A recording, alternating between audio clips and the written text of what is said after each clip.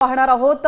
एक महत्त्वाची अपडेट खरं तर समोर येते। केंद्रीय निवडणूक आयोगाची थोड्याच वेळात पत्रकार परिषद होणार आहे।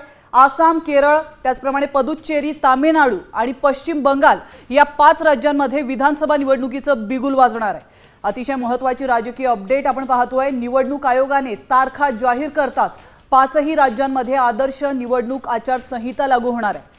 या राज्यांच्या विधानसभांचा कार्यकाळ मे आणि जून 2026 मध्ये संपतोय। त्यामुळे एप्रिल-मे महिन्यात मतदान प्रक्रिया पूर्ण करण्याचे आयोगाचे उद्दिष्ट असणार आहे।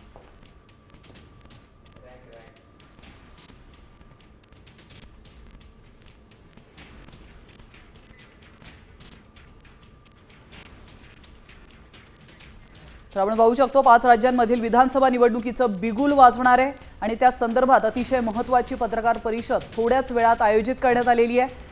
या पत्रकार परिषदेमध्ये आता या निवडणुकांबाबत अधिक माहिती मिळणार आहे। या राज्यात किती जागांसाठी निवडणूक होणार आहे आणि सध्याचं पक्षीय बलाबल कसं आहे आपण पाहूयात ग्राफिक्सच्या माध्यमातून।